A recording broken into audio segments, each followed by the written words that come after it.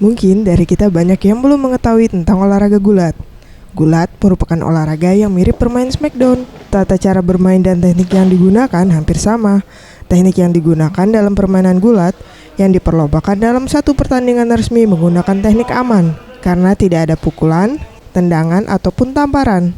Yang ada hanya bantingan dan pitingan saja. Peraturan bermain gulat sederhana. Pegulat hanya bergulat dengan pegulat di kelas berat yang sama. Olahraga ini berlangsung di atas matras berukuran 12 x 12 meter yang permukaannya berlapis dan memiliki tanda untuk menunjukkan pusat serta keluar dari batas poin dari wilayah gulat, dan untuk menang dengan kumpulkan poin sebanyak-banyaknya atau tempelkan pundak musuh ke matras sehingga dapat memenangkan pertandingan.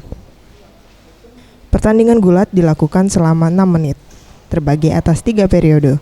Periode pertama, pegulat mulai dalam posisi netral.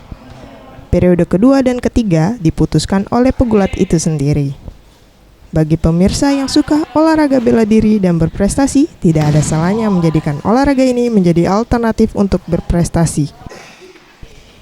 Mega Dwi Handayani, Gusti Putu Sumertayasa, Sriwijaya TV.